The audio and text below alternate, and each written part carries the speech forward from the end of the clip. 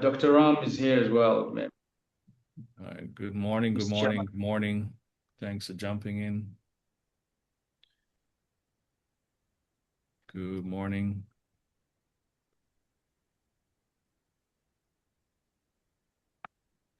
Good morning. Good morning. While we're letting folks in, welcome, welcome. Please put in the chat where you are tuning in from. We're going to be letting some folks in just a minute. In the meantime, we just have a video to play for you. Good morning. Good morning. If you know someone who should be here and is not yet here, please let them know that we're about to get started. And while we allow folks to come in, we'll be just playing a short. We'll play a video. Mr. Chairman, can I just quickly? Ricardo is here. Ricardo from Angola is here, and Dr. Ram as well from Mauritius. They're on the side. Yeah. Awesome.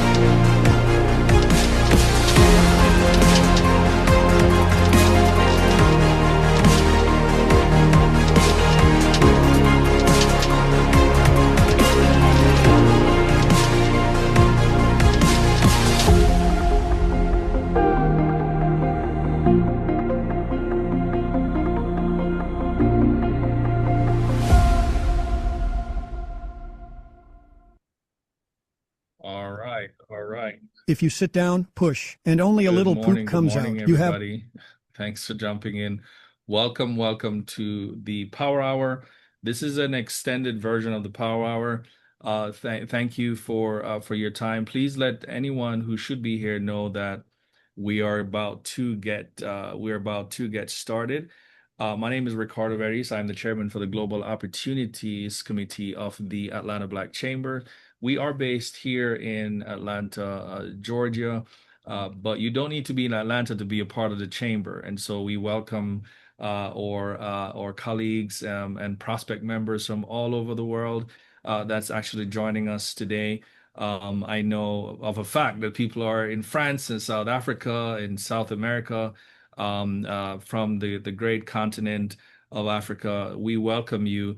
Please feel free to put your information in the chat. This is an opportunity to exchange. This is an opportunity to connect. This is an opportunity to build relationship. And so, on behalf of the GOC, we would certainly love to welcome you, and thanks for joining us this morning as we embark on this journey, what we're actually calling our Central Africa Virtual Trade Delegation. A few months ago, we had plans to go to Central Africa to visit our colleagues and to explore opportunities, to create opportunities to do business with each other within the Central Africa region. And we've made a decision to pivot to a virtual visit. And thankfully, we've been able to do that because I don't know if we'd have a plane enough to fit 6 or 7 plus people flying into the region, but that's something that we hope we can do in the future in person to have all 57 plus of you or 67 plus of you pack a jet going into the region. What a day that would be to visit or countries in the region.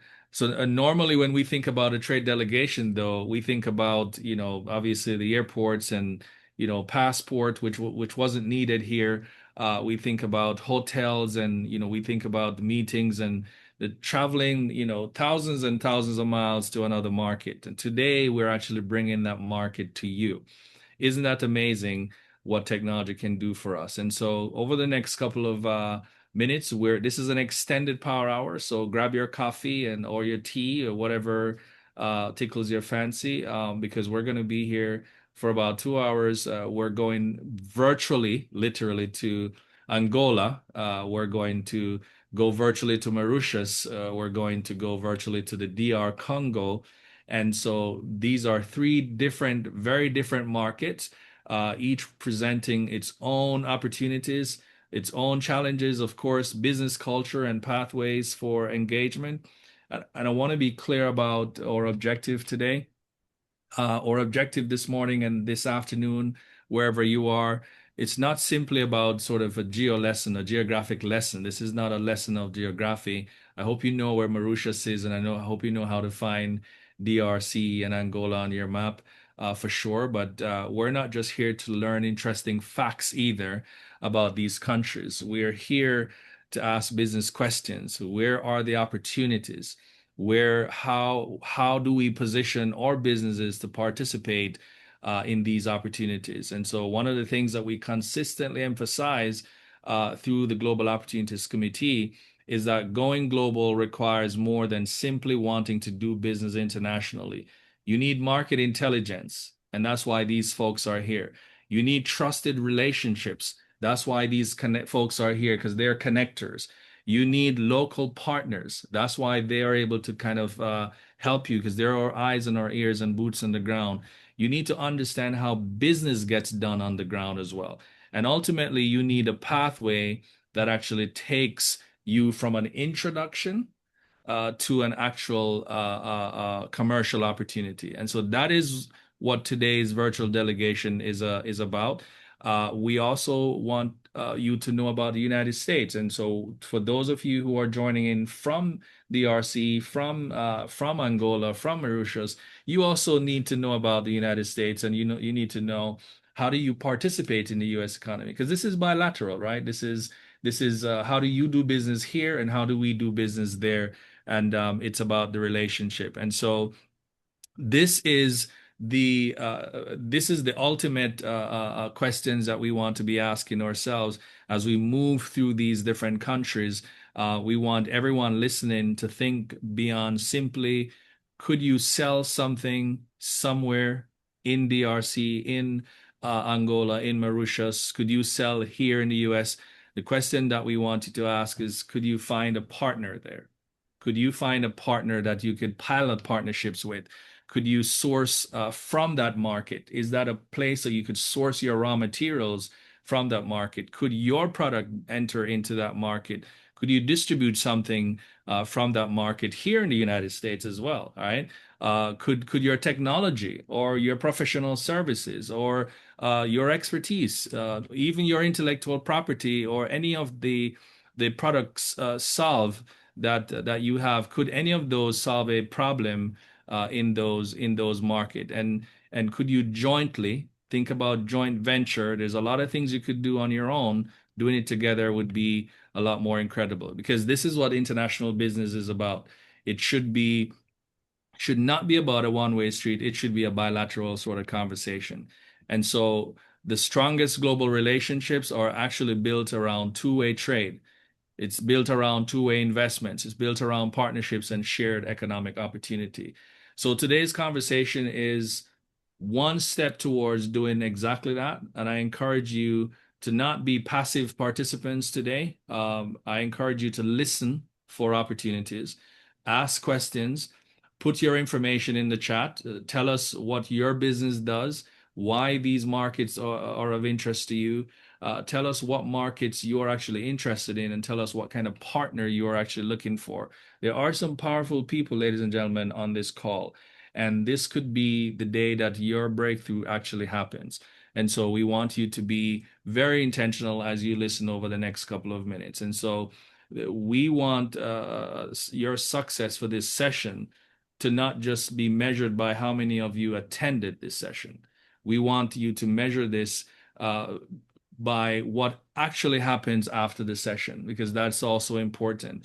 The introductions that are made here today, the partnerships that you will start to develop today, and the opportunities that you are planning on pursuing today, and ultimately the business that actually gets done. This is our intention. This is our goal. So this morning, your passport can stay in the cabinet, in the drawer.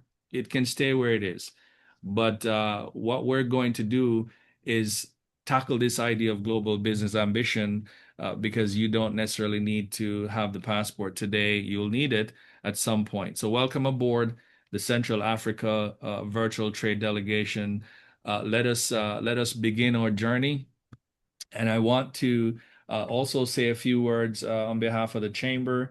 The Atlanta Black Chamber, we are effectively the largest Black Chamber in the United States today. Based here in Atlanta. You don't need to be a part of in Atlanta to be a part of the chamber. We have literally about 13 various committees and 5 affinity groups. So from Women's League to young entrepreneurs, real estate professionals, marketing, technology, and of course our global opportunities.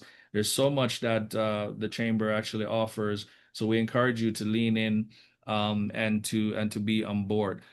We also have our Go Global conference, where we invite every individual we know from around the world to come into Atlanta once a year to connect and to do business with each other. And so this is the opportunity for you to not just keep those passports in the drawers, but to use them to effectively come out into Atlanta to connect and do business with each other.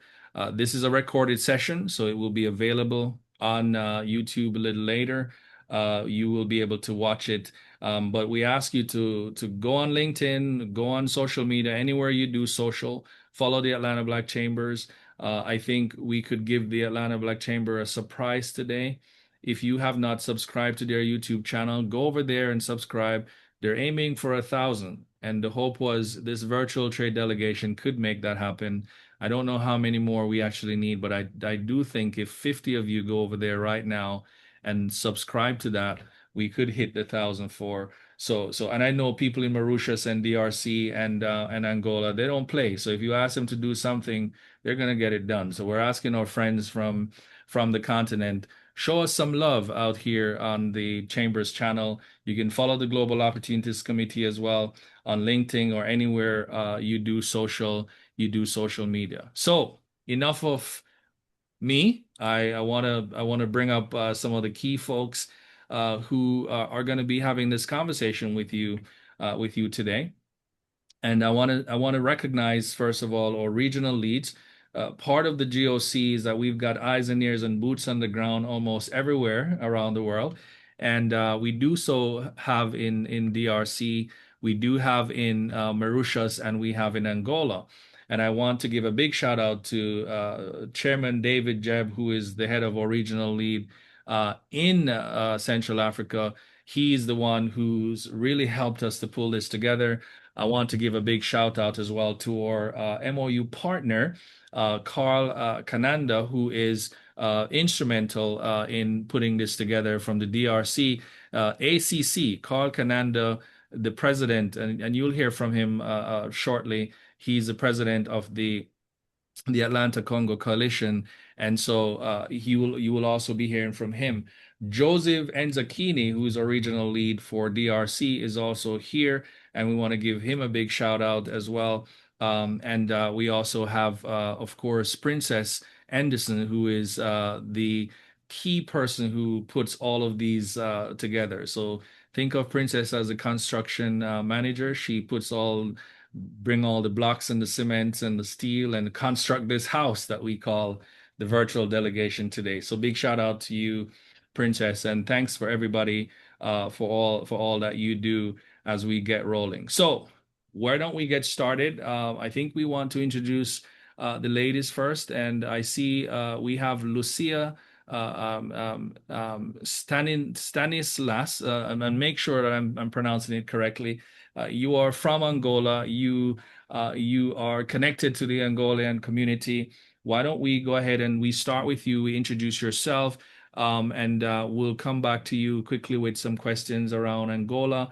I think for those who have never been to Angola, they want to kind of understand what is it like there. So we'll start with you, and then we'll go to Sydney Fameni, who is in the United States. So those who are on the call who want to know about the US as well. So let's start with you, Lucia, and then we'll go to Sydney, after which we'll go to the gentlemen for their intros. Thank you, Ricardo, and thank you for the team for inviting me. My name is Lucia Stanislas. You pronounced it well, Lucia Fernandez Stanislas. And I'm a social innovation strategist. I do that through entrepreneurship and economic activities. I'm based in Atlanta, but I was raised born and raised in Angola. Even though I'm based in Atlanta, I do have a lot of work in Angola. I worked in the oil and gas industry in Angola for about 4 years before I entered the space of entrepreneurship and startups.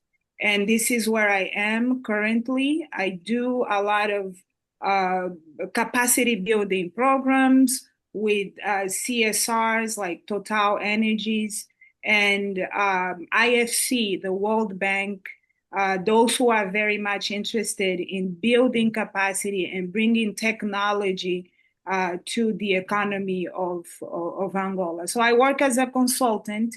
I share my knowledge. I've built businesses in Angola in different sectors like food, oil and gas, agriculture. And so I'm here to, I'll be speaking from my experience doing business in Angola, and also I'll be sharing some facts as well. Thank you. Fantastic. Thank you. Thank you. So that was Lucia from Angola, and we're super excited. You have basically, you are here in Atlanta and you're also in Angola. So that's a tremendous advantage for folks who are interested in getting a hold of you. We'll now go to Sydney Fameni, who is here in the US and is going to tell us a little bit about herself and how she can help folks who are interested in doing business in the United States. Sydney? Hi. Sorry, excuse me, everyone. I'm battling a cold, so bear with me, and you'll see me in a little bit. But good morning. My name is Sydney Fameni. I'm, as Ricardo said, based in the USA, and I'm a go-to-market strategist. My company is called Rise Enterprise, and it really was founded around the belief of helping startups and SMEs around the world to be able to enter new markets. I've had the privilege of working across the US with Colgate-Palmolive, where I helped increase their presence across some of the largest retail chains in America. And I've spent a considerable amount of time abroad, from Belgium to Kenya, Ghana, Nigeria, and finally in South Africa before relocating with my family back to the States a couple of years ago. During my time abroad, I was specifically working on go-to-market strategies, helping businesses enter new markets. So the lens that I do a lot of my work in is not necessarily the policy piece, but understanding the customer development. What is truly the opportunity for a business to enter a new market based off of what the consumers are looking for, asking for, and what the business problem is looking to solve, and if there's actually a financial opportunity centered around that. So I'm incredibly excited here to be a part of this delegation. Selfishly, I'm excited. My husband's Cameroonian, so excited about this conversation that's going to take place today. So thank you, Ricardo. Fantastic. Thank you. Thank you, Sydney. So we'll go to the gentleman now, and perhaps we'll start with you, Dr. Amit. You will have to help us out with the last name, but I think it's incredible. So I'm just gonna have you introduce yourself and teach us how to pronounce this last name. Is it Achamising? Did I say that right? Okay, great. Student always. Thank you very much. Go ahead, Doc. Thank you, Ricardo, and thank you everyone for being here today. Yes, my name is Amit Achamising. So we have a French accent behind. Obviously, in Mauritius, we speak both French and English, which is obviously an asset. So basically, I'm a development finance economist. I evolve in the impact investing space. I'm the founder of the National Advisory Board of Impact Investing, which is part of a global steering group in UK, whose mission is to promote impact investing around the world. To those of you who do not know really impact investing and how it is different from traditional forms of investing, impact investing basically tries to look at financial returns and social returns together. So we focus a lot on sustainable development goals, which is one key part of our mission. I've been working across the continent, obviously, to try to achieve that mandate. And when David and my two colleagues, David, I have to shout to Sivan here, and Ram also is in the call, and David also, who contacted us to be part of that virtual delegation. It is just an opportunity for us to work together. And I'm excited to be here, and I'll share more with you during my presentation. Thank you so much, Ricardo, for this. Fantastic. Thank you, Doc. And we have some other folks from Mauritius here. Where is Dr. Seven? Is he Dr. Seven is there? Dr. Seven, why don't you go ahead and introduce yourself quickly, sir? Hello. Hello, everyone. Glad to meet you, everyone, virtually. I was very happy to meet Ricardo a few years back in Florida, where we met and we discussed collaboration, etc. I am an expert in strategic human resources, and I am also very Pan-Africanist, same as most of you. I work a lot with the Uganda government. I am a special advisor with Prince Kisoro Apollo of the Bonioro Kingdom of Uganda. I am founder of multiple ventures in Mauritius, especially in insurance, in the real estate, in the strategic development. So here I am. I will try to be very brief because I have other colleagues to present. Thank you. Thank you, Doc. We appreciate it. And we also have Ram from Mauritius. Ram from EDB. Would you go ahead and introduce yourself, sir? Hello, Ricardo. Hello, everyone. Ram Jetlia from the Economic Development Board of Mauritius. Very pleased to be amongst you today to learn more about the Atlanta Black Chambers, the activities. So I think that is very laudable initiative to bring us all together. And definitely, I'll be having an opportunity to share more about the business opportunities that can happen in Mauritius and through Mauritius into Africa. So looking forward to that. Excited also. Bye. Fantastic, fantastic. And now we will hear from Ricardo da Silva, Angola. Welcome, sir. Hello, Ricardo. Hello, everyone.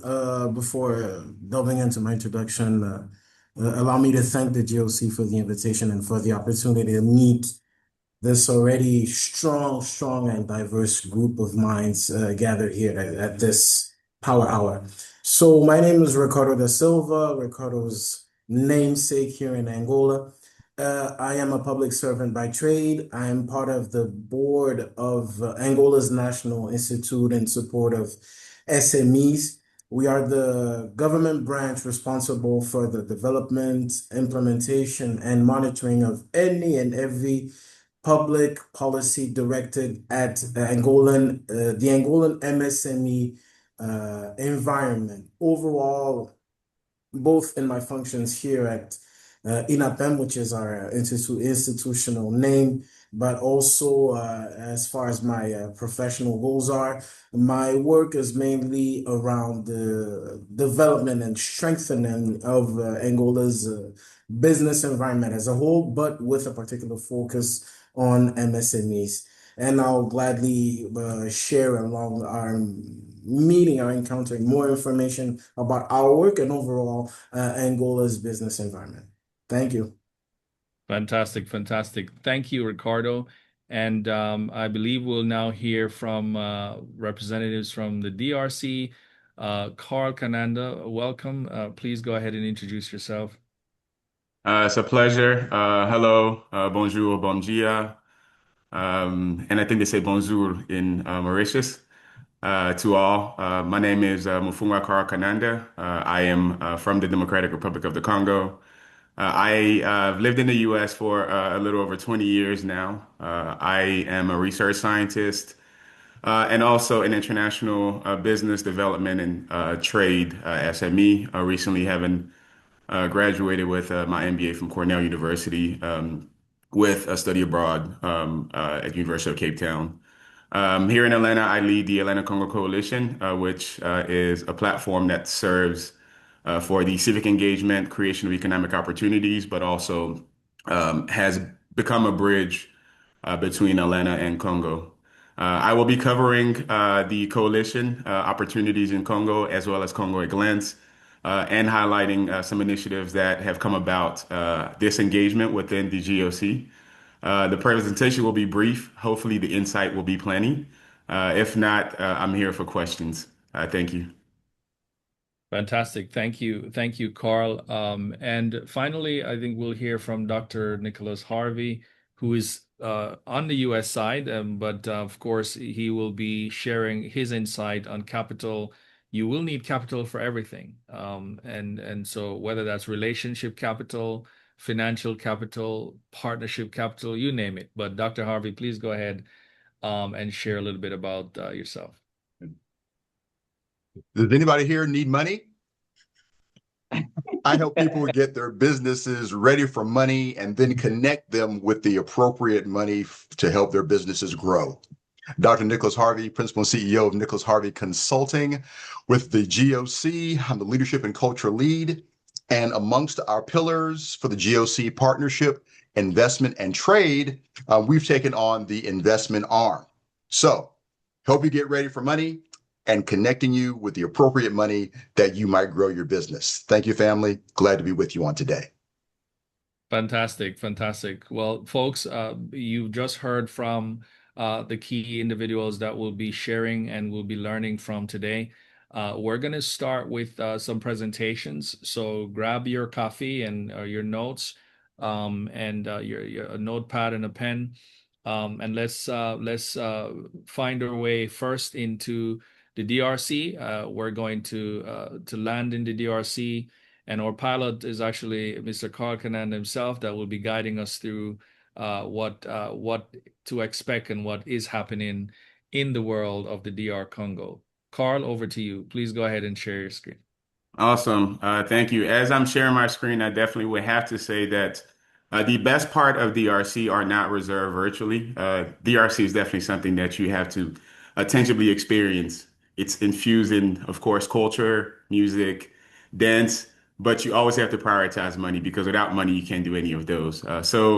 My presentation today will focus around building Atlanta as building the Atlanta DRC Economic Corridor. I just want to double check. Can everybody see my screen? Yes. Awesome. So a few years ago, exactly two, myself and a group of leaders within the Congolese diaspora community here in Atlanta came together. We were all active in our community. We were all dedicated to the advancement of our people. We also were a position equipped and willing to ensure that there were communal and economic development. However, we didn't have the institutional partnership that is often required to reduce the friction and also enhance some individually or community-led initiative. So we all came together and we created what is now called the Atlanta Congo Coalition. This structure, as I stated earlier, serves as a platform for the civic engagement, the creation of economic opportunity, and has also taken on the role of bridging DRC to Atlanta. These bridges have to be built both literally in terms of infrastructure connecting the many roads, but also these types of engagement, virtual, where individuals can come on and engage. Atlanta has a growing Congolese diaspora population, actually the fastest growing in the United States.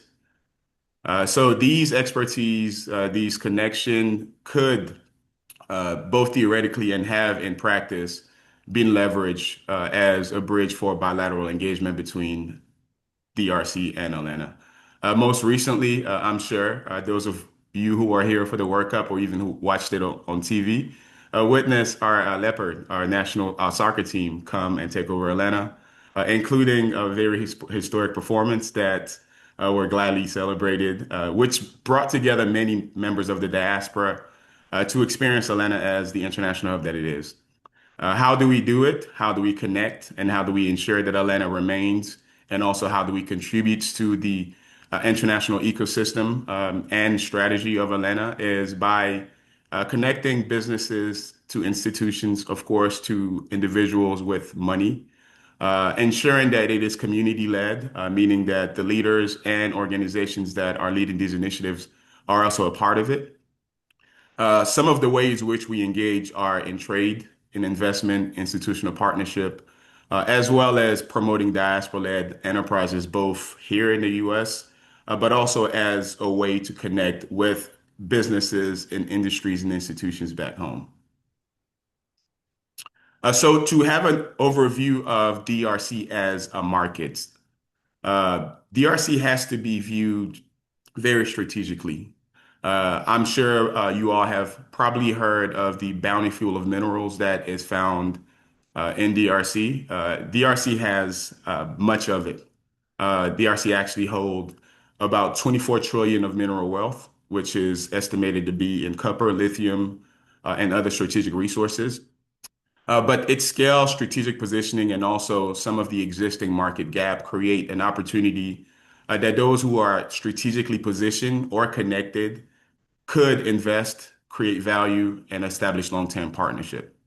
Congo is the second largest, has the second largest population in sub-Saharan Africa with 110 million people, most of whom are young and also working. I think that from an industrial perspective, I think that those of you all who either have established operations, think that that's a very good thing because, the more people you have, the more workforce you can develop or pull from. A thing that is a negative but is viewed as an opportunity is currently, about 21% of the Congolese population have access to power. I think that, as I stated here, this gap creates a large opportunity to come in and create demand for infrastructure and investment. Most recently, there's also been increased engagement, both good and also bad, about some opportunities in collaboration between the U.S. and the Congo, right? So I think that strategically understanding what's happening both from a macro level, but also being connected to people from Congo to understand what is happening on the ground will position, someone who is interested in doing business to pursue these opportunities. We within the coalition have created, a very rugged but effective system. Rugged in the sense we decided to do with what we had, right? We knew that we had community. We knew that we had culture. I think what was lacking was institution to ensure that community culture, including business, continues to be promoted. So we've decided in connecting diaspora to capital and expertise, we can strategically position ourselves to create job, build skills, grow business, and also ensure that those activity are reinvested in community. How we do it is in the form of what we call in-community services. So some of the area that we've identified, as you see, there are three, but there are definitely more of it, and I'm just going to highlight some of the top ones. So for trade and enterprise, I think that the coalition and its professional members, of course, are positioned to provide and offer trade and transaction services, market entry and business support. I think that that would lead to expanding the DRC and U.S. trade, but also grow both local businesses here in Atlanta, but also leverage international cooperation to ensure that local infrastructure and also local living conditions are also changed as a result. Creation of jobs and market access is definitely also one of our target impact. In terms of diaspora capital, this is something that, African as a whole or diasporic community as a whole are very used to, right? Either individually sending the capital back home or pooling capital together to either meet the needs of families and friends back home or even to sponsor and support existing or ongoing a new project. So what we've done also, we've created a structure through our membership where members are able to pool their money together that is also either co-invested with partners or introduced in environments like this that will strategically be placed or positioned towards investment, right? So that, of course, we still are going to need Dr. Harvey for access to additional funding. But through that, we're hoping that we can mobilize productive capital, also be able to fund and finance scalable and sustainable businesses, but also convert this money that is individually sent for a silo need into more strategic and in community investment.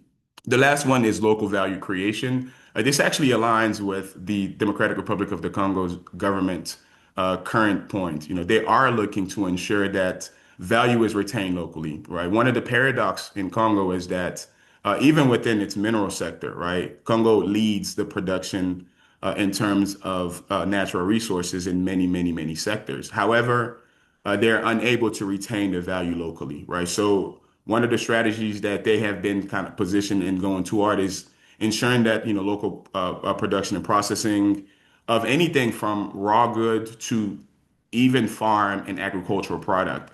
We actually have an example here.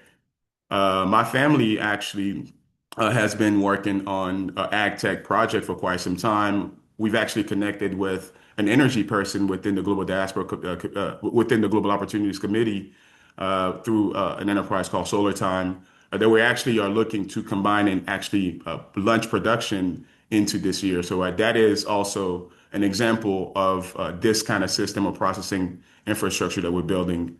Agriculture and food system, obviously, and of course, technology and infrastructure. Some of those target, of course, are increasing local income and ownership, building skills and productivity, a productive capacity that is needed for sustainable development. Under our kind of how we position ourselves, of course, we want to ensure that the business happen in community. So that's what the bulk of our revenue distribution happen in community, right? The next is, of course, the ecosystem. I think that this is an example of one, right? The ecosystem also has to get its fair share. Investors, of course, they always have, either a percentage or expectation on their return of the investment. The diaspora, I think that by position itself as a qualified, skilled, and effective bridge could also ensure that the revenue is captured that way. And of course, you can't live the owners out, which are actually the sovereign government, Congolese government being one of them, to ensure that they also are positioned, to engage. So what are we looking for? This is the end of my slide, and our ask is very simple, right? We are positioned and have been working to ensure that Congolese resources, of course, are positioned to support the development of Congolese people. But there are plenty of resources in DRC, right? And therefore, we also want to make sure that Congo, as it already is a very strategic hub in many transition, including the EV transition, the energy transition, and also the tech transition with AI, so that we actually want to continue to build sustainable, responsible, and ethical trading platforms and systems to ensure that we can collaborate with the rest of the world. That's in business and market connection. We want to ensure that we identify and connect qualified U.S. and DRC businesses around shared interest. Also, institutional partnership, again, this being one of them. We want to build relationship and platforms across government, business, universities, and community. Diaspora enterprise. So our coalition is actually a social enterprise, right? So within the coalition, we have both founding members and existing members. We want to connect those members and their businesses to capital opportunities in the U.S. and in DRC. At the bottom, sector working group, of course. After this meeting, I want to ensure that you all feel positioned and comfortable and confident enough to know faces within the Congolese community, mine being the first one. And we are hoping to move this from a conversation into an engagement and then into a strategic B2B partnership, right? How can you do it? You can definitely start by ensuring that you capture our contact information, visit our site, and even reach out to us. We will schedule a conversation. From there, we'll assess what are your needs. We will identify the capacity within our community, and then we'll ensure that you're connected to the appropriate stakeholders back home. I would like to thank Ricardo for this opportunity, and I would also like to thank my other presenter for being a part of this. And this is the end of my presentation. Thank you. Awesome, fantastic, Carl. Thank you. And if you all will give Carl a virtual round of applause. Just for those of you who have never used Zoom before, there's a bunch of icons at the bottom. There is one that says react. And so as you're feeling specific sentiments from our presenters, feel free to tickle your fancy there and choose whatever you like. The hearts and the applause, I see them coming. And let the speakers and the presenters know that you are very much engaged. And while I'm at that, there is a more icon there. If you are not an English person by default, meaning you don't speak English very well, perhaps French is your language, you could select the caption in Zoom, and you could select your language, and so the conversation that we're having will be translated in your language, so that you'll be able to participate and engage. All right. So we've heard from DRC, and so we'll be putting some questions together. If you have questions, start lining them up. We'll be asking Carl a few questions to expand on some of the things that he shared. So thank you again, Carl. And he's our POC as well as our regional lead that's on the call, Joseph. We have a lot of folks who are on the call from DRC who are prepared to actually engage and help you with your needs. So now we'll go to Mauritius. I know that Dr. Hamid had also prepared a slide to help us to understand Mauritius. And so Dr. Hamid, would you now go ahead and share your presentation about Mauritius? Over to you, sir. Thank you, Ricardo. So, ladies and gentlemen, our presentation will be in two parts here. So I'll take the first part, and then my colleague from the Economic Development Board will talk about the investment opportunities we have in Mauritius. So basically, you will see here on the screen that I'm a national partner of the Global Steering Group in UK. We are a company which basically promotes impact investing. So, like I said in my introduction, impact investing basically is a new form of investing, as it talks about not only investing for financial returns, but also puts a lot of focus on social returns. Basically, you don't need to have a trade-off. You can maximize both, right? So we are working in that space for the past 15 years across the continent. And our vision basically is to promote impact investing and drive impact capital to fast track the achievement of SDGs in Mauritius and Africa. You would recall that Africa has basically more than 1 billion people, and more than half of them are still struggling to get out of the poverty trap. So this is a great mission that we have here to empower, especially the Black community across the continent. And I'll talk about the journey. So this is basically my bio. You see, I have a PhD in development finance, which I've studied in South Africa in Cape Town at the Stellenbosch University. And I've also worked with UNDP and other organizations on the SDGs. So just to give you a brief insight again into the evolution of the Mauritian economy, and then my colleague Ram from the EDB will take over from there, just to talk about the specific investment opportunities now that we have today in Mauritius. So basically, Mauritius was a monocrop economy. We relied mostly on sugar.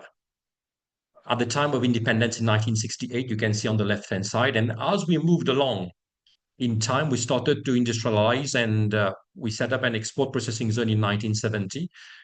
And then from there, we built quite a significant export-oriented sector, basically through textile manufacturing in the 1980s. And we are really known to have created an economic miracle by increasing our economic growth rates to 8-9% a year in the 1980s.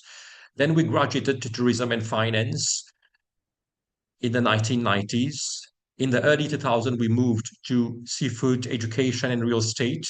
And now, as you can see, on the left-hand side, on the right-hand side, sorry, we see sustainable development, and making Mauritius a gateway to Africa has become our driving force.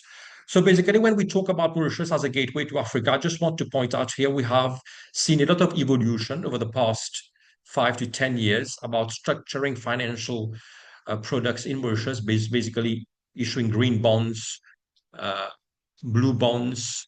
We have a massive blue economy potential. We have 2.3 million square kilometers of water that we are seeking to explore. And Ram will talk about some of the investment opportunities we have in that space. And we are really also thinking about how we can empower our people who have been mostly working in the traditional sectors from 1968 up until 2000. As from 2000, we've seen the rise of emerging sectors like renewable energy, and I'm very glad that I heard about Carl talking about the EV transition and the tech transition, which is also happening in Congo, because we have a lot of interest in that country too. So we will probably discuss about those synergies which are possible here. So you can see basically those are some of the high potential investment areas that we have. Beside making Africa, Mauritius as a gateway to Africa, we have the digital innovation space, the green economy, the blue economy, we have food and agri-tech, and then we have health and education, financial services, and value-added manufacturing that we are seeking to promote. So these are basically those sectors that we are seeking to attract foreign investment. And Ram will now explain to you the specific opportunities that we have at hand, because I know Ram has a longer presentation. I'll leave the floor to him to proceed further. Thank you very much.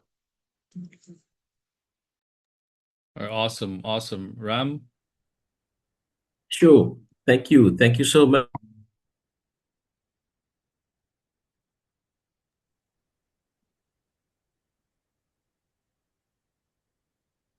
So Amit, I think Ram is frozen there. So can you hear us? Yeah. Ram?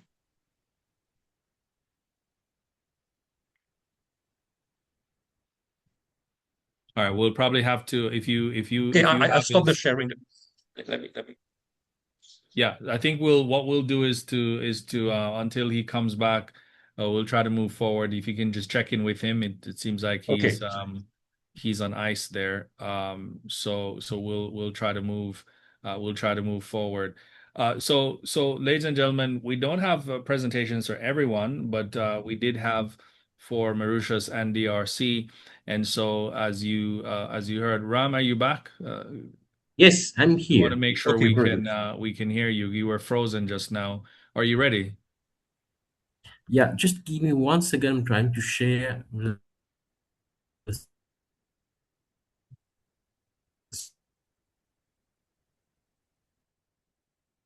screen.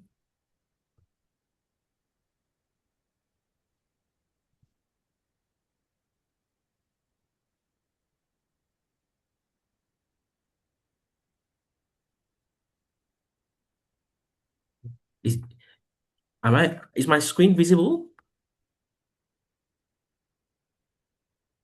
All right, we can see your screen. Go ahead.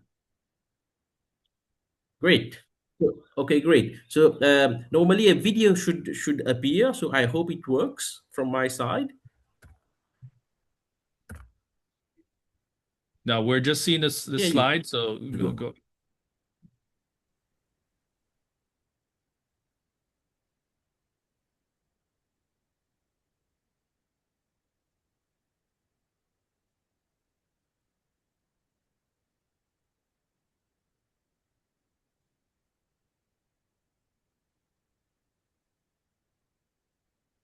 We're not hearing anything.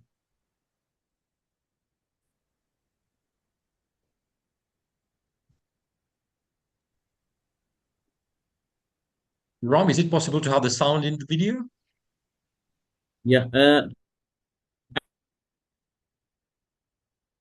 I'm trying to see if there's an issue with the sound of my side.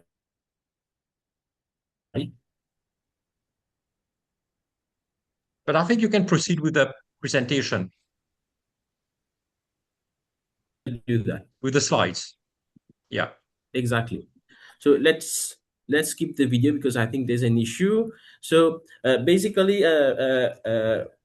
coming back to the presentation. So thank you again, Dr. Amit, for the intro on Mauritius. So basically, for Mauritius, and I believe for everyone present on the platform of today, Africa presents a wealth of potential.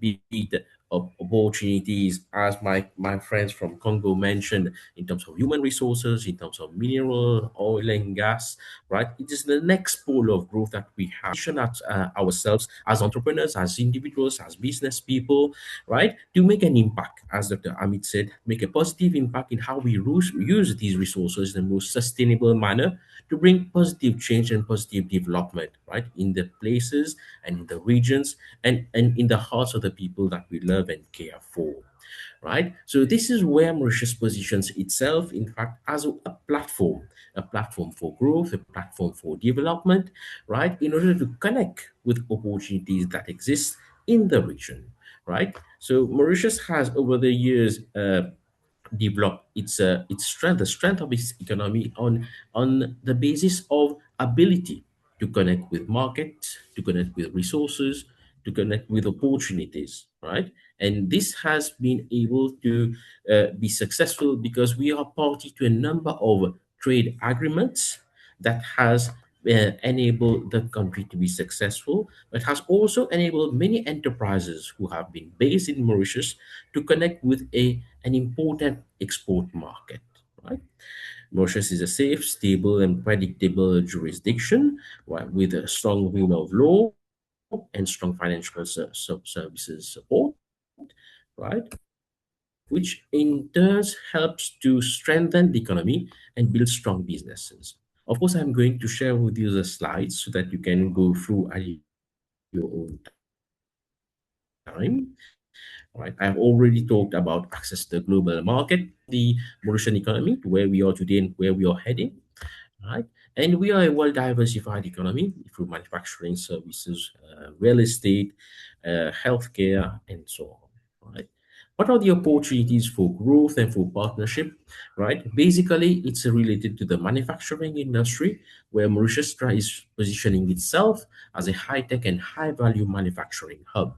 So what it is exactly is that there is an opportunity to come and set up businesses in a number of areas, starting with sustainability in terms of eco-friendly technologies, like engineering, apparel, high-end apparel, medical textiles, the refining of precious stones, precious metals, automotive components, all of the products that are in high demand in Mauritius and in the region, and that is required in fact to make Africa take the next move in terms of its development.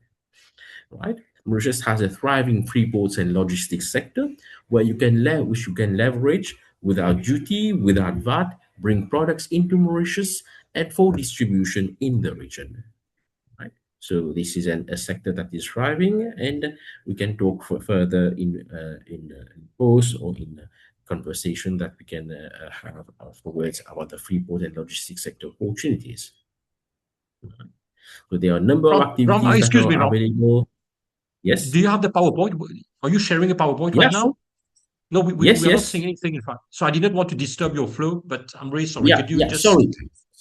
Sorry for that. Let me just check again. Check in case there's an issue. I'm sorry for that.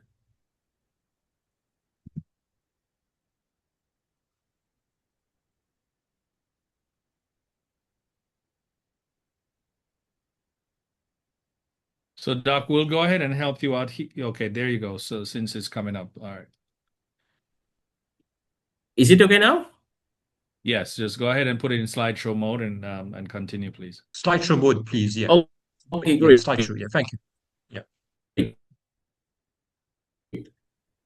Yeah, sure. So sorry for that. Yeah, so we were talking about the free as an investment hub, as a business development hub to attract youngsters from the region to come to international universities to come and study in different areas, right? As well, and there are a number of universities that are already based in Mauritius, right, targeting Mauritian as well as the students from the region. Right. The real estate is a sector that has been thriving over the years, right? So real estate advantages provides the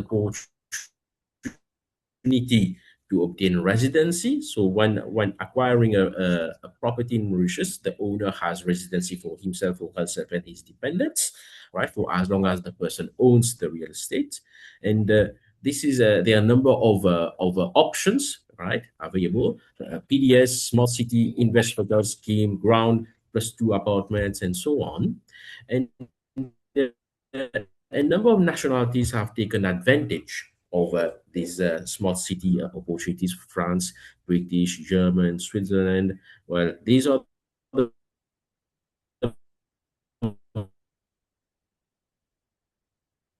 most important ones ranked in terms of nationals as well. Right. So Mauritius is a center of international recruitment as well, and the importance of this sector is quite significant because over the years we have been able to route as much as 70 billion USD of investment into Africa through Mauritius. Right. So this is an idea of how things have been evolving, right, over the years. And it's a reputed and trusted international financial sector, right? To set up your business, set up your global business, set up your family office, right? In order to take advantage of the low tax regime of Mauritius. Right? So I won't go into all of these details, which I'm going to be sharing as well. Right? In terms of benefits and incentives, right? The economic strategy is based on first moving into high-tech and high-value manufacturing, and Mauritius being a low-tax regime country, so there is only 3% of corporate tax derived on the export of products. And we have a mechanism of 8-year tax holiday for companies engaged in high-tech manufacturing activities, which means that everything related to high-tech can take a good tax benefit, right, while being located in Mauritius in order to serve countries of the region. And over and above, considering that Mauritius is part of the SADC, COMESA, and African Union projects, we have the opportunity as well to move into the African countries with the duty advantage. So there is also the Vision 2050. So there's my son who is here as well, who has joined me. Right. Hello. Say hello to everyone. Hello. Right. So now I'm going to continue the session. Right. Just give me a second. Come with me. Come with me. Okay.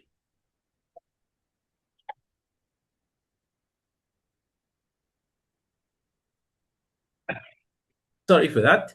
So in line with the focus on moving towards high-end and high-tech manufacturing, there are new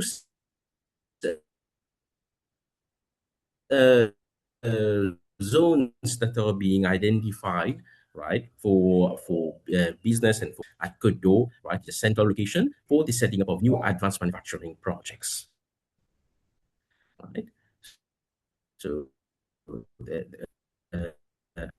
I'm going to share with you a number of these incentives in healthcare, right, as well as incentives to set up smart cities. So I know that in the interest of time, I won't go into all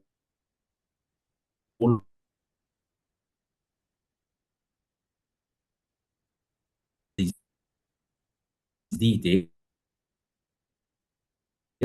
but all of these materials will be available, and all enterprises who want to develop partnerships and businesses and so and strengthen relationship with the Mauritius Expo platform. The export-oriented enterprises register with your contact details, and you're going to get the access code to move into the next phase of connecting with local enterprises. So thank you very much for your attention, and I'll be available should you have any questions and comments. Thank you, Ram. Could you just share the link to the Mauritius Expo platform, please? So that our audience can have a look at the investment opportunities right away. Thank you very much. Here it is here. And the link also in the chat. Thank you. Thank you, Doc and Ram. We appreciate that. Apologies for the technical glitch, ladies and gentlemen. As you know, technology makes its own decisions from time to time, and sometimes we cannot control that. Well, thank you. So that was Mauritius, and you've heard from Mauritius.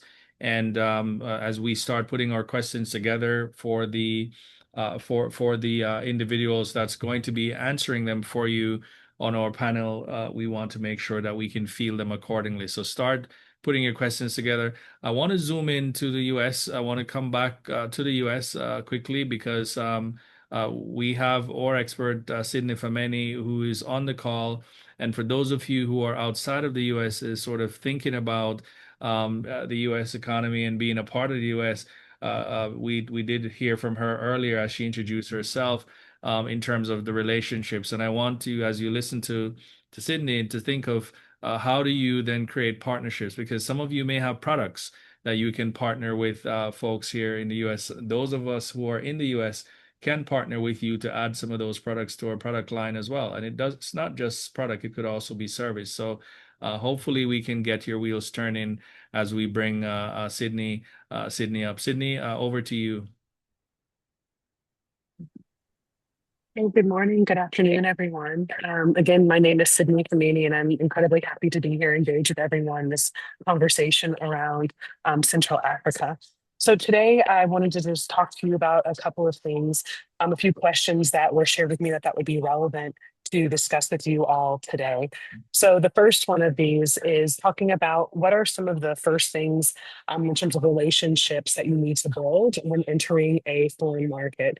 And the first thing I thought of was typically in the work that I do, it's hold on. Yes, establish relationships, but understanding before you enter a new market, what problem is that you're looking to solve? How are you connecting with the local demographics there? What does that look like? So yes, I think it's valid to have a certain level of interest. Going back to example, like starting a business with my family in Cameroon, right? Yes, and what are the problems that could be solved? What are the opportunities that are there? And I think the first thing that happens, the biggest opportunity is actually visit that market to understand how people are living their daily lives. Because if you look at it based off of Instagram highlight or TikTok highlights, or different threads of all that we see, the interconnectivity of being online, I think you'd be sorely mistaken to see how things are actually moving on the ground. And that's from someone who has lived and visited in different places. And even as an outsider, you still miss some of the authentic ways and the way in which business decisions are made and how people interact because it's not your own lived experience.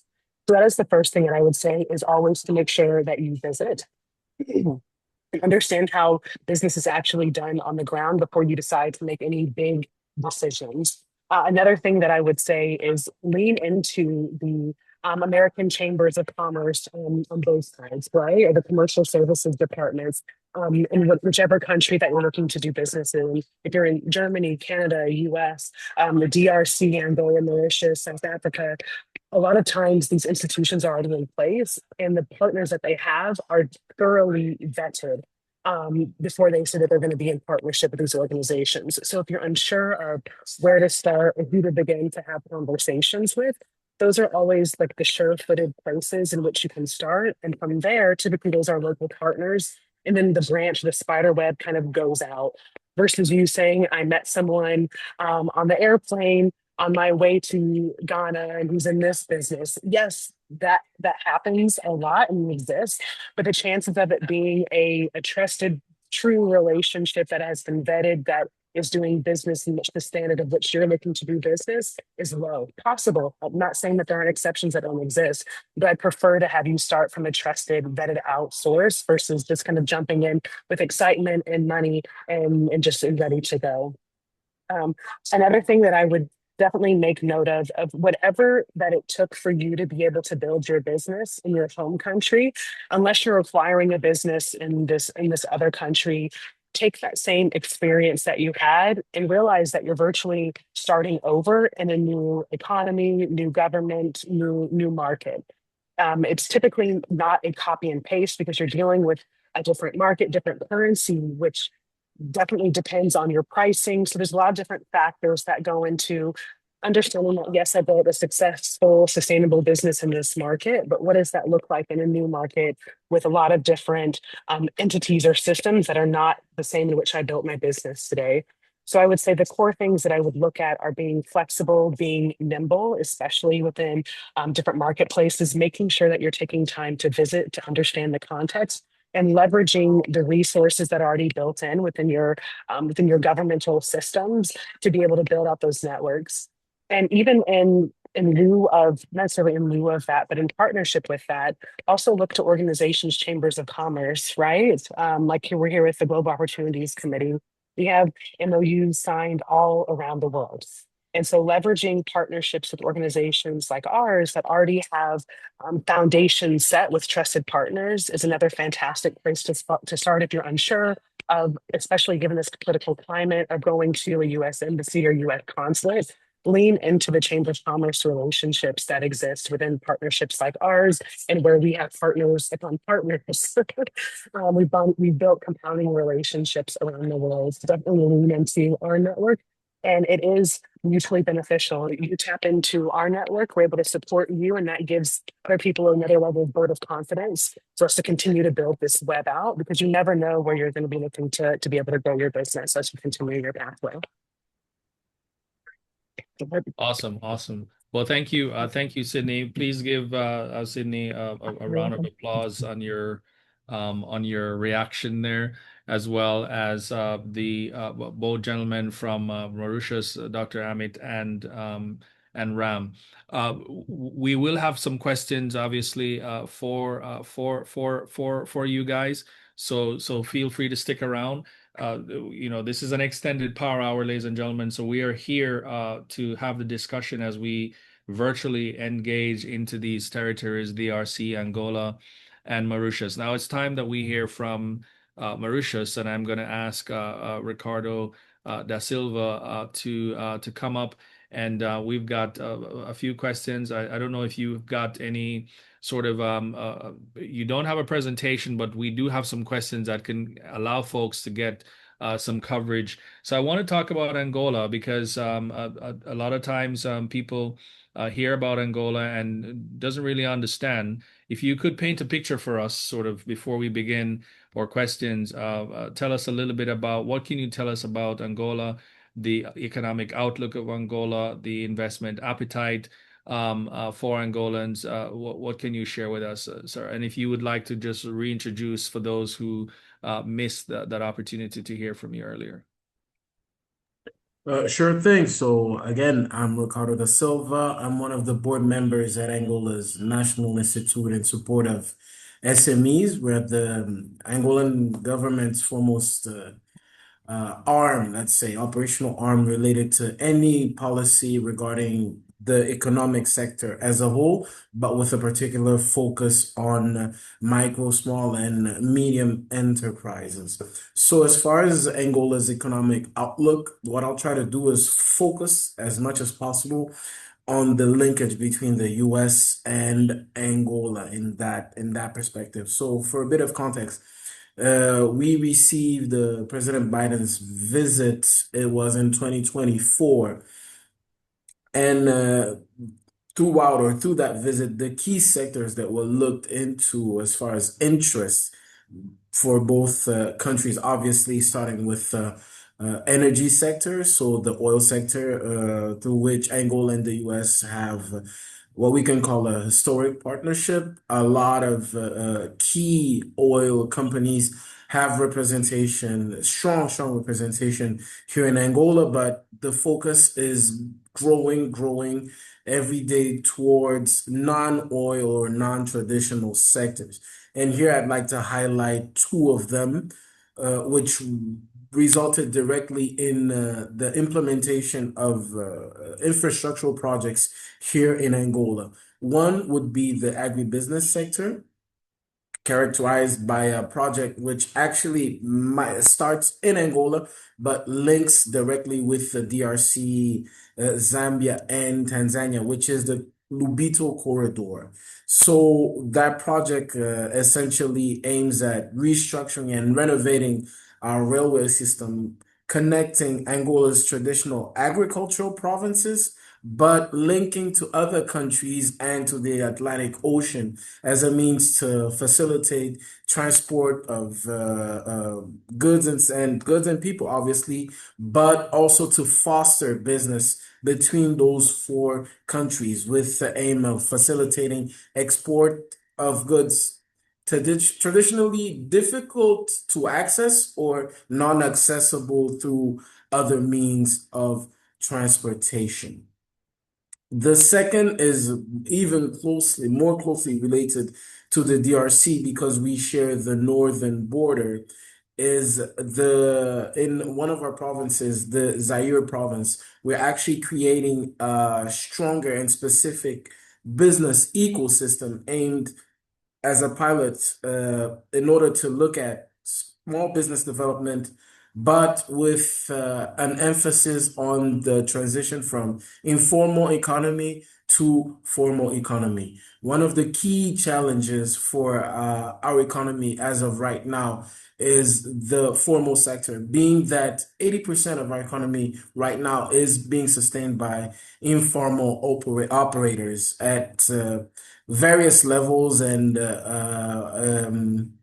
in various sectors. So that Luau project aims at creating an environment which is not promoting formalization through coercive means like taxation and fiscalization, but more through inclusion, through financial assistance and capacity building for the local operators. So right now, as far as the US Angola partnership, with this emphasis on MSMEs, but not only, those are the two key sectors I'd like to present: agribusiness and also trade of goods between the neighboring countries, but of the region as a whole.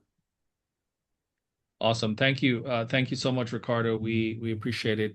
It sounds very interesting when I call my name. I'm saying Ricardo, I'm like, but I'm Ricardo. But thank you So for sharing imagine it that. for me hearing Ricardo all throughout the meeting and knowing that nobody's talking to me. But it's fine. You're doing a great job, by the way. Thank you, thank you. So we'll come with some questions to you shortly. So ladies and gentlemen, you've heard from DRC, you've heard from Mauritius, you've heard from the US in terms of what on how to think about doing business here. You've also heard from Angola. Now I want you to actually hear from Dr. Nicholas Harvey, who will talk about capital. So capital knows no jurisdiction, and so as you think about entering into markets, as you think about doing business across these borders, you will need capital. You will need some form of capital.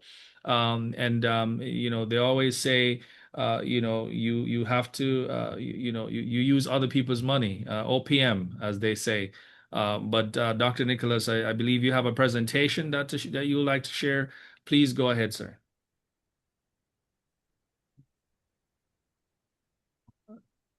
Doc, are you on mute? Just want to make sure that we're hearing you.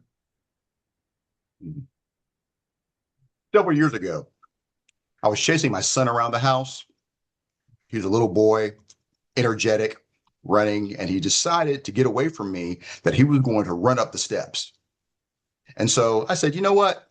I'm going to go ahead and do what I used to do when I was a little boy, is go ahead and maybe jump up the stairs to go and catch him faster. Well, as luck would have it, I fell. And at my age, when you fall, it's not just a fall. It's not only just the pain, but also the embarrassment. And so my son is sitting at the top of the steps and he's laughing at me for, ooh, look at daddy. Well, skipping steps is the first mistake that entrepreneurs make when it comes to seeking outside funding and capital.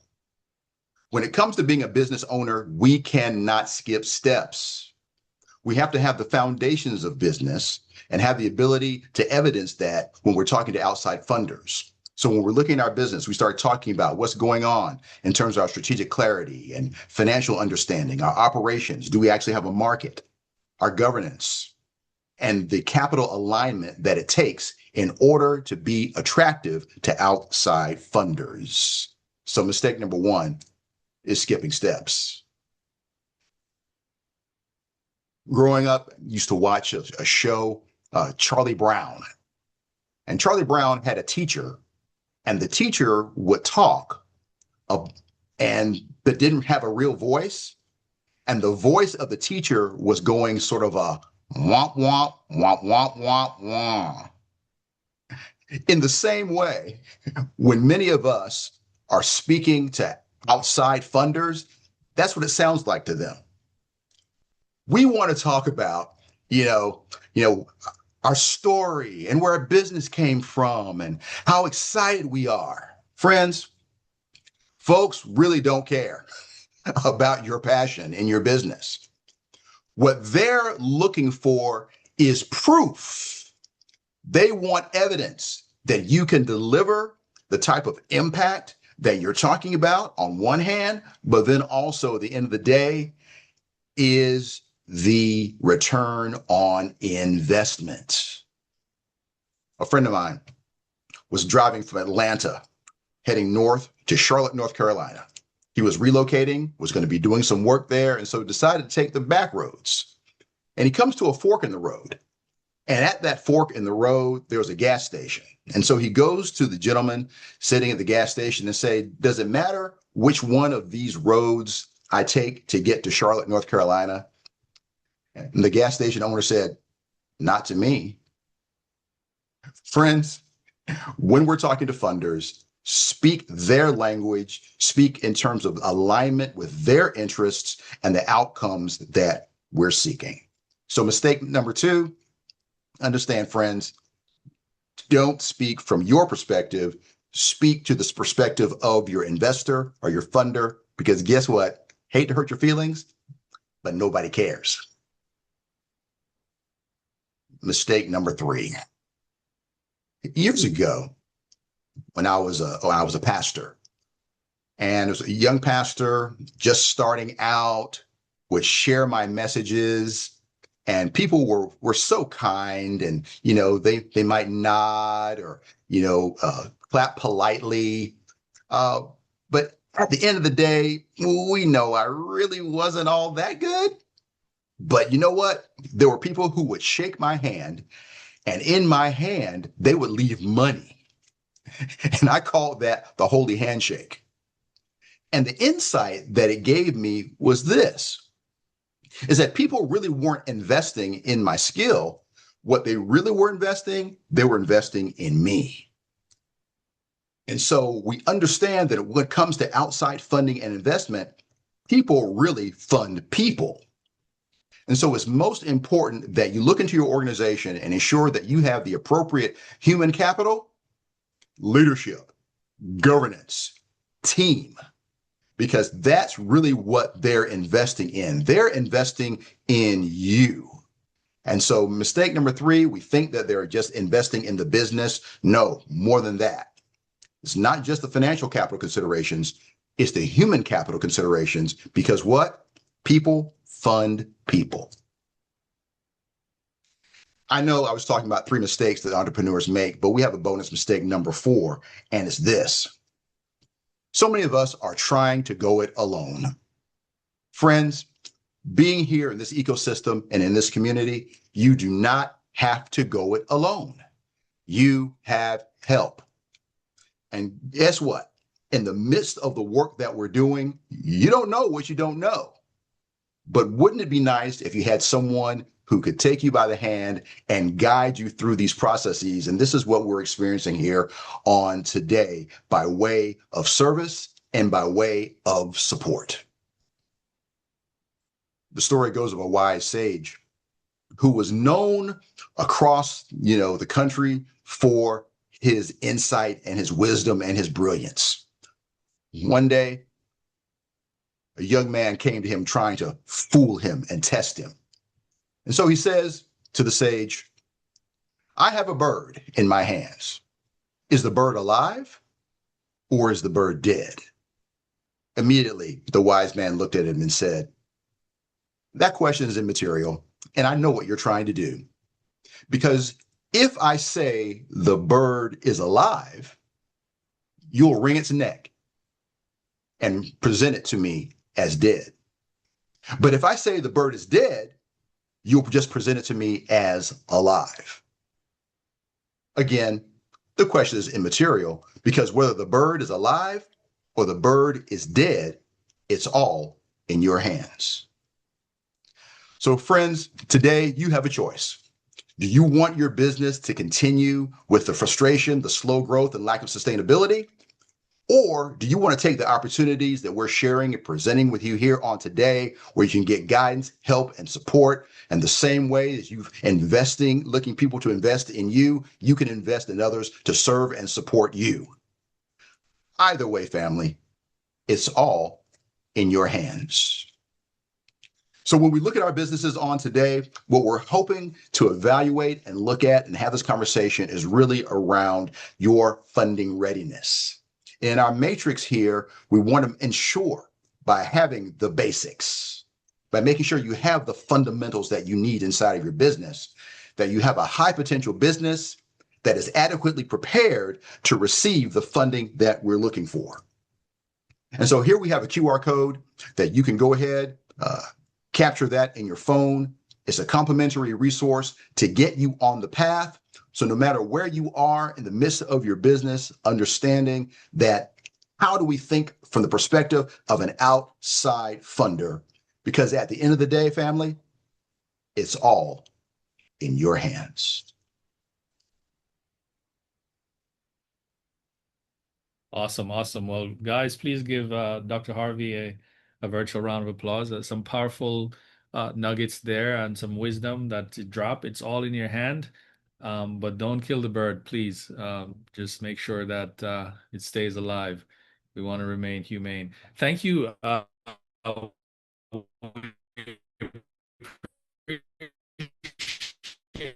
that we're gonna go to from you in the chat. If you have a questions for any of these distinguished guests, please put it in the chat. If you would like to come on the mic, you can raise your hand and we'll call you up for you to ask your questions. So I'm gonna put a question out because I think this is for all of you, and so you're welcome to chime in. Any of you, the DRC, Angola, Mauritius. I want to ask you, because this is a two-way conversation, and I want to make sure that we emphasize that. What does each side, if you think about the opportunities in your territory, what does each side in terms of U.S. businesses as well? What does each of our sides need to know most to understand about each other? What must we understand about you, and what do you think we must understand about us? And so feel free to unmute. I see David hand is up. We'll take David right after, if you can hang on, David. But I'd love to hear from the guys here. And Lucia, feel free to also weigh in. What do you think we both need to know about each other as we think about doing business? Lucia, I think you want to go first because you're on the panel. Go ahead. Yes, I'll go first. Thank you so much. The first thing, the Angola market is very much relationship driven. And when we build those relationships, it's not based on expertise. It's mostly based on humanity. It's based on status. And that has to be understood. I've seen people going to Angola, for instance, with their own mindset. And then there is this thing in the global narrative that Africa needs the West more than the West needs Africa. So usually the mindset when we go do business in Africa, right? In African countries, it is important to understand that. It is important to create a conversation that is leveled up, not, okay, what is it that I can help you with? This is one thing that needs to be understood. I remember, and I'm just going to give an example, when I was working in the oil and gas industry, a very complex industry. By the way, it's the #1 industry in Angola. And I think Angola is #2, the most producer of petroleum in the continent of Africa. And I remember this French person saying, if I'm here for 3 months, we're going to make a lot of money and things will change.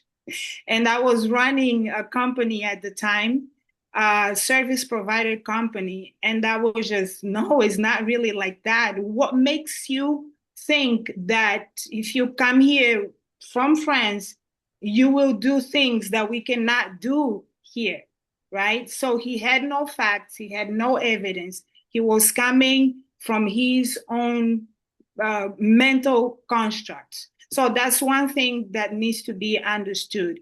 And before I stop talking, just to give sort of like an idea of how the oil and gas industry is structured, the infrastructure. So we have the Minister of Petroleum on the top, and then we have one main public enterprise, Sonangol, that regulates the industry. And then we have the operators. Those are multinationals, that Chevrons, Totals, and things like that. And they work based on contracts coming from the Minister of Petroleum and then the public enterprise, Sonangol, and the agency now. And then there is another layer of service providers. So the service providers work with the operators. I want to say that the opportunities are here on the bottom level. And that's where I spent most of my time working. And one of the entry point is the Angolanization policy, so to speak. So, and it says if you come to operate, to provide services, you're supposed to transfer knowledge to the local content.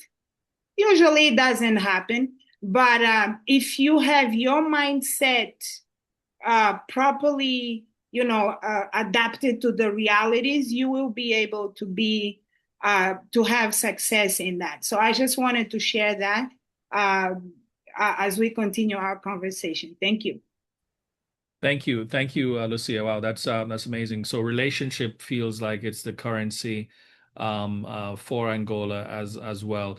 David, your hand was up. Your hand is still up. Go ahead, sir. Thank you, Mr. Chairman. Once again, I want to thank the Mauritian team, Angola team, and the DRC team for bringing out the special aspects of those jurisdictions of how we can cooperate. One thing I was anticipating to hear from Mauritius a little bit more, I think it was a technical glitch, I might have missed it, is the collaborations that Mauritius and Mauritian companies towards African investors or investments, would present as an opportunity to the GOC.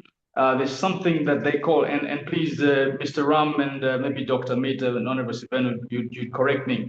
There's something they call and I always talk about this, the Mauritius Africa Fund, which sort of helps sort of positioned Mauritian companies wishing to expand into Africa, to land safely.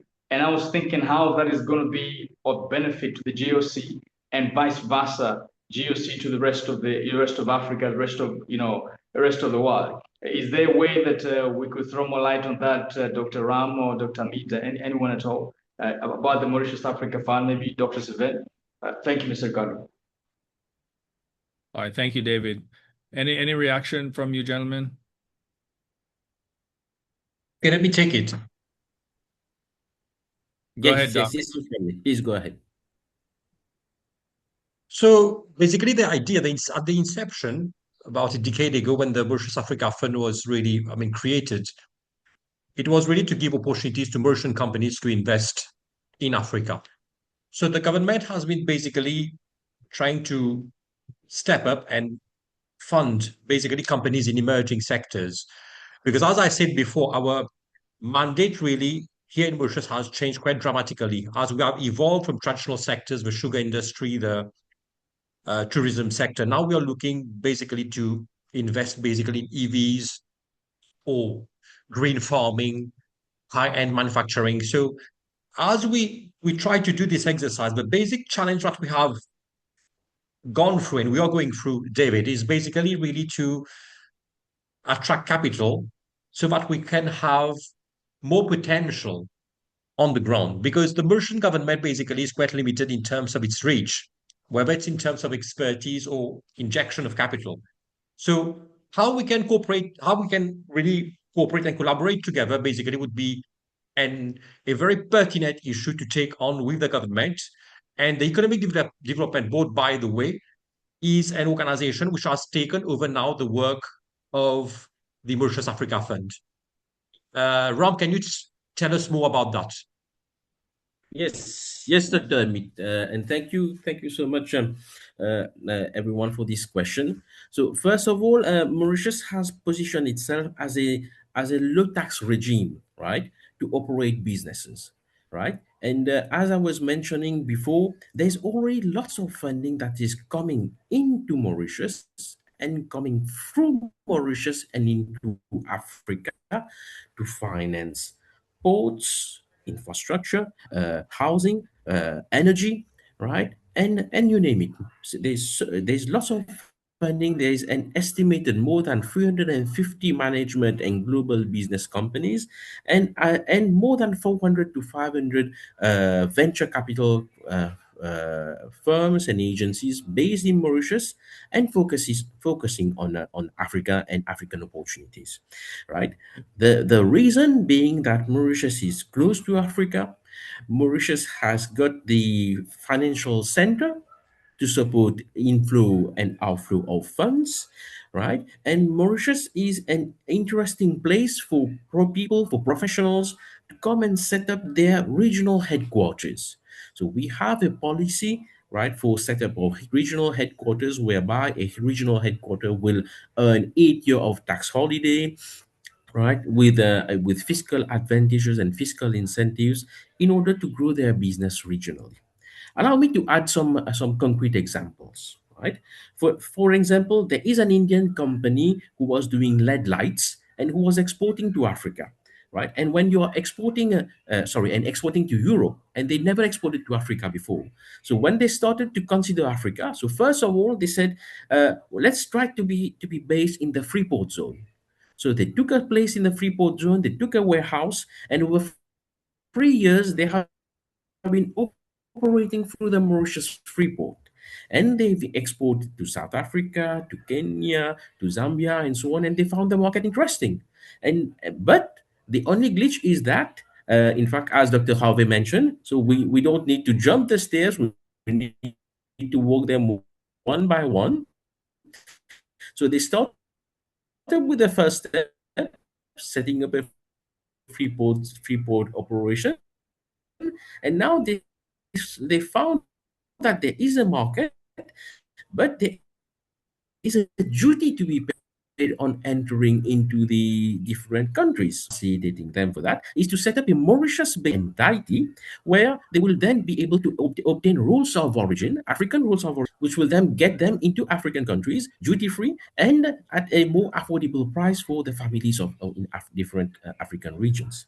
So this is where Mauritius is like a stepping stone, accompanying enterprises and industries, right, to get into Africa one step at a time. Right? There is another example where, for instance, the construction is booming in many countries of Africa. We need metal, we need steel, we need aluminum bars, and most of the aluminum bars are imported from China, right?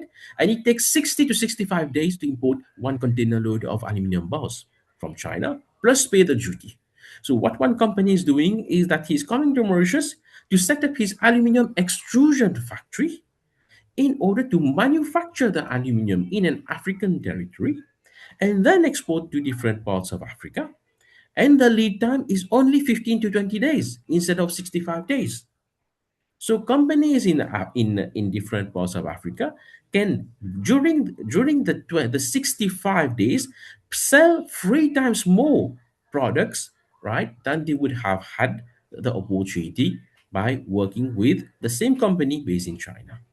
So there are models, right, where we can bring companies closer to our market, add value, and be more relevant to the African continent. Another example of how we are working together with the different countries of Africa is in terms of using the Mauritius airport as a platform for value addition to precious stones, precious metals, and so on.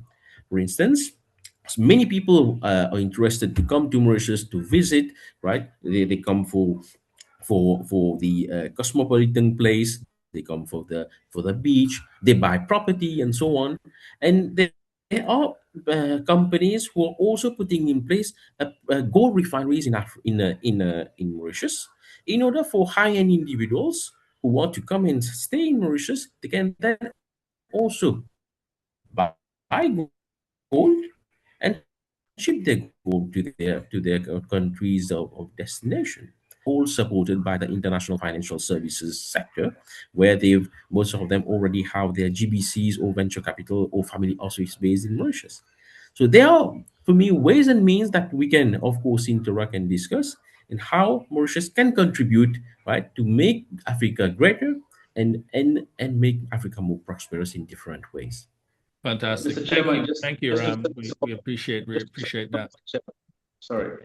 I just wanted to ask this question so that Mr. Ram can take us to the place where we're in the background discussing of how we are going to have a follow-up, connection between the GOC and Mauritius, with Dr. Ram and Dr. Sven, and now with just Dr. Meet around this. There's a big discussion that will bring together, for instance, DRC and Angola to find a way how American companies, because I see Jonel Minefe here in the solar industry, infrastructure. I mean, how American companies can now come into a structured coalition with the GOC, and then we proceed from there. I just wanted to wrap this up so that I can go mom again. Thank you so much, Mr. Chairman. Thank you, David. Dr. Sivan, you had you had a point you wanted to raise. You're on mute. You got to take yourself off mute quickly. Thank you, Chairman Ricardo. So what I want to add regarding the Mauritius Africa Fund, which I have discussed longly with my friend David last time, Mauritius has set up good fund to enable investors from Mauritius to set up in Africa, and they provide around 20% of the seed capital to set up in Africa.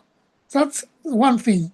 Second thing is, whenever any African countries, investors wanting to invest in Mauritius, there's a lot of facilities. First thing, there is what we call the non-double taxation. It is a non-double taxation country. When you are taxed in Mauritius, you are not taxed again in your country. There is this thing. There's a lot of what we call tax holidays for countries. And as you are aware, Mauritius is nearly a free visa visit country. You arrive and you got your visa there, right, for most of the African countries and even for a number of other countries. So what facilities that Mauritius provide to African investors is we have a free zone facility. The free zone facilities is available for every investors from Africa so that they transit from the gateway. So these are a number of if you set your SPV in Mauritius, for example, this is one of the questions. Your SPV can get free taxation holidays for, I think, 8 years, something like that. So these are the real facilities, and you are fully authorized to repatriate your dividend or your seed capital. You repatriate your dividend easily without any difficulties. So these are something we need to explore and seize these opportunities. Thank you, Chairman. Thank you, Doc. I appreciate it. I just want to add here, Ricardo, if you allow me. Yes. Yes, go ahead. Just to be clear here, to a question of David, like Ramiz has stated, the Mauritius Africa Fund, at its inception in 2014, has now been closed down and absorbed, David, by EDB. It is the Economic Development Board which has taken over the task of the Mauritius Africa Fund.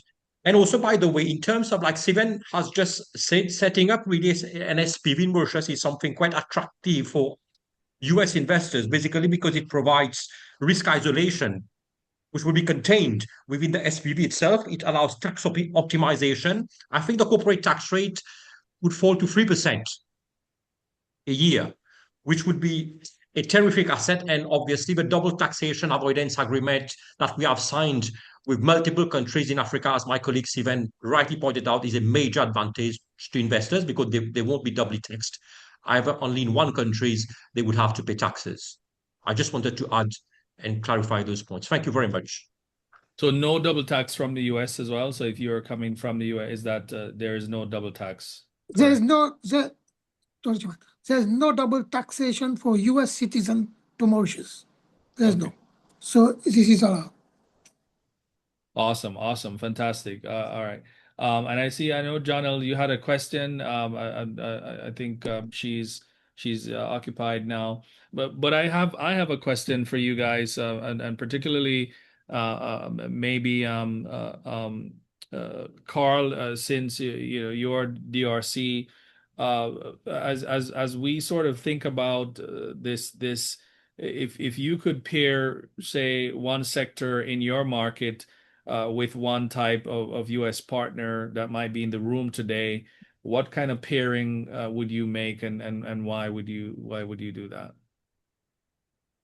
Yeah, thanks for the question. I think that I gave an example earlier, and I think that I just want to circle back to, the just like the synergy that exists in the example, right? So I think that DRC obviously is positioned as the hub for, the extraction of critical minerals that a lot of countries globally are depending on, right? I think that that creates adjacent opportunities, even within the energy sector itself, right? Or even the technology sector. I give an example of agri-tech, right? So I think that DRC has fertile land, right? DRC is a vast country, the biggest country in sub-Saharan Africa, actually, and has fertile land. And one of the connections or one of the business types that I can see is, between U.S.-based energy companies and African-based tech or agriculture companies, right? So energy production remains a challenge in DRC, as I highlighted with, only 21% of, individuals in the institution having access to power. So positioning itself to position the US based company to either, offer that expertise or even, come in and offer funding or even come in and offer, equipment to companies on the ground that, have the knowledge, also understand both like linguistically, culturally, but also from a business sense, how to engage would be key. Another one would just be building institutional partnership, right? So this can be, consulting or even like business as a services. That's also another area. I think that the U.S., has done a good job in packaging these services, right? So you have a lot of companies that have packaged this service. Some operate in silo, but if those can be either directly incorporated or connected, with existing channel or existing initiative that can DRC, that can definitely be successful. I've seen myself plenty of these successful examples. I've been a part of them. The biggest thing about doing business in DRC or even like these types of example is they have to be grounded in people, right? I think that DRC is still building these systems. The systems will be built, but the systems are not built, on in a vacuum. The systems are usually built for people and driven by people. And definitely the Congolese diaspora here in Atlanta is part of that community that does serves as, part of the tool or even a strategic partner to lead to it. And while I thank you, Carl, and while I have you, Vanessa Collier, and I happen to know Vanessa as an inventor for her blow dryer, hair blow dryer. She's between Ohio and Atlanta. She has asked, she has an actual beauty product, and this is something I'd love for maybe Dr. Amit as well, or Ram, and then even Ricardo or Lucia to answer. She's asked, she's got a beauty product tool. What is the very first and sort of maybe second thing that she needs to do in order to prepare to implement this sort of trade in Central Africa? And since we have you on the mic, Carl, would you respond to that? Yeah, so I think that with tech product, these are very dependent on the product itself, but also like the identified market. Obviously the very first thing is to understand how the technology itself will transfer to the sector of interest, right? So that includes understanding whether it is actually like built for the system. Different countries in different region use different, power system, grid system, even have different required for these product component. The beauty industry is wide. I think if you're looking at, more maybe like, skincare or even just, applied product, understanding formulation requirement is very key before entering the market. And then beginning to work with business development specialists who can help you both like develop or appropriate the product for its market, or even support finding a product to market fit, right? That's also another thing. So connecting with a business specialist would be key. Either a business specialist here in the US who is familiar with the sector, or directly a business specialist in country who can facilitate packaging the technology for its transfer into this new identified market. Yes, and thank you. And she has put the image of the product in the chat, ladies and gentlemen. So if you could see it, I don't know if Dr. Amit or Lucia or Ricardo, could you also respond to that question. How do you? What's the first and second thing that she would need to do to get that product into your market?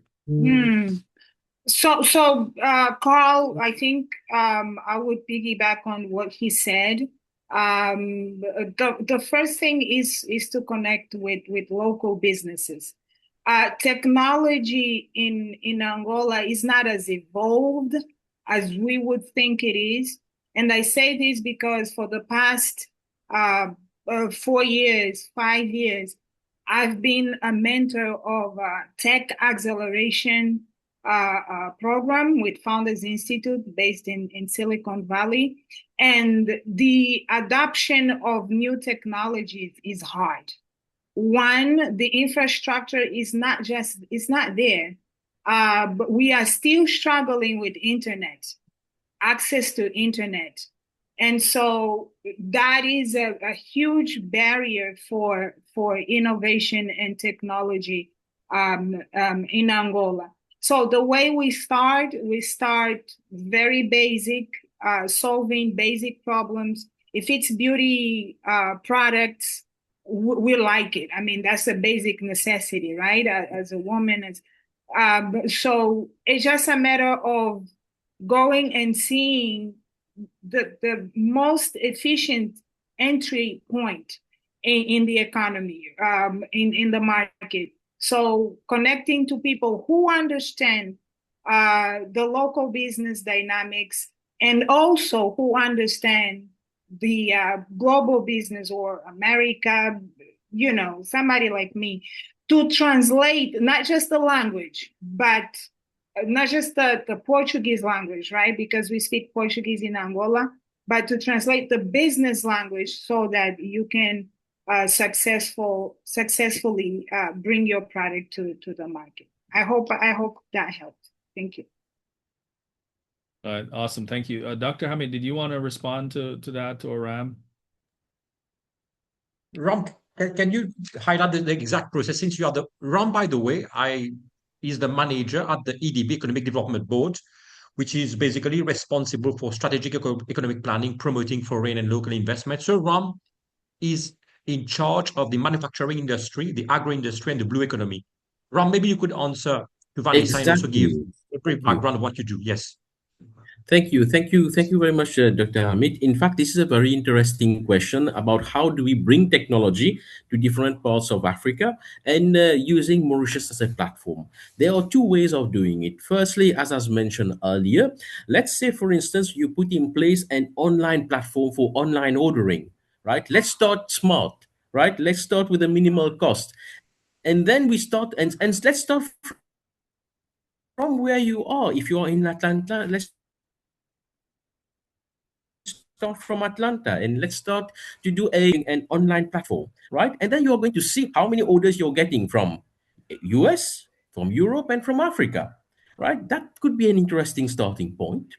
And based on that, your stepping stone would be, if ever I'm getting interesting leads and demand in the region, probably it would be interesting to start considering to have a warehouse somewhere in Africa, right, which is highly connected, and then based on that, using that warehouse in order to connect to the region, right? It might be in a free port. It can be any free port, not necessarily that of Mauritius, but any free port that is highly connected and can serve your clients better, right? That's the second element. And picking back on this, then I would look into the cost structures of having the product onboarded or imported into a different country, right? What are the duties? What are the taxes that goes into it? If, for instance, there are duties and taxes, and let's say, for instance, if the product is made in Asia, all right, or in Europe, when imported into Africa, there will be a duty associated to it, right? If the product or part of the product could be produced in an African country, right, it would obtain rule of origin. It would be originated from Africa. What this means is that while importing the product into an African country, right, you would pay the customer would eventually save as much as 30% of its price. So this is where the manufacturing element comes in. So how do you, Vanessa, partner with the manufacturer of that technology so that you can obtain a manufacturing license, right, in order to produce it in any country of the world where you can have an advantage. So deconstructing the project in this way, and then showing that there could be a financial advantage when manufacturing or partly manufacturing, right, components is something of interest. Allow me to add an example. So right now we are talking about, for instance, electric battery. Electric battery has high demand in Africa, for instance, right? But Mauritius doesn't, or Africa doesn't need to manufacture the battery. Lithium is being mined in different countries of Africa, right? But then it's being exported to Europe, to Asia, to manufacture electric batteries, and then re-exported back into Africa. So how do we, right, interestingly, right, try to put in place the clusters of industries that can, between ourselves, right, do part and parcel of that technology to serve ourselves, to serve the needs of the African countries, right? Be it doing the anode, the cathode, the battery pack, right? And of course, the motherboard that controls and maintains the whole regulatory systems of the technologies. I'm sure that in many countries of Africa and with the support of the US, the technology is available, right? The people are available, the resources are available. So as Dr. Amit mentioned, we are moving into eco-friendly technology. So how do we craft an eco-friendly, right, solution, right, that can help African countries avoid the cost Yeah. of importing products from overseas and start manufacturing our own technology ourselves? Yeah. No, thank you. That's powerful. I appreciate you sharing that, Ram. And that's the kind of information that we need. That's the kind of insight that we need. I've got one last question for you all because, or maybe two, because we're on the home stretch and we have to put a wrap on this. The small business, for the small businesses, which represents a lot of people who are on the call, they're in small business, and maybe if we can get Ram for you to answer this quickly, and because we need to check in with the other folks.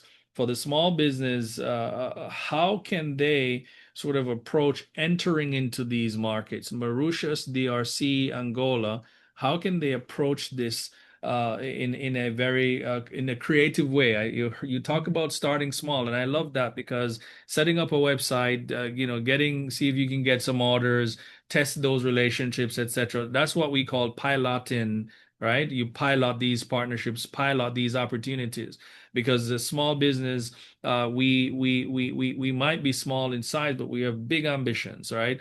And so how can these companies think differently in terms of entering the market, than how they're thinking in terms of how large corporations are thinking?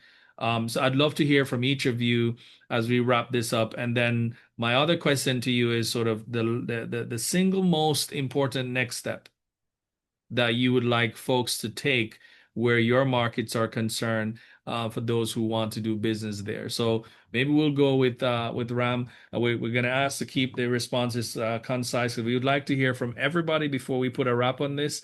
If you want me to repeat the questions, I'm happy to do that.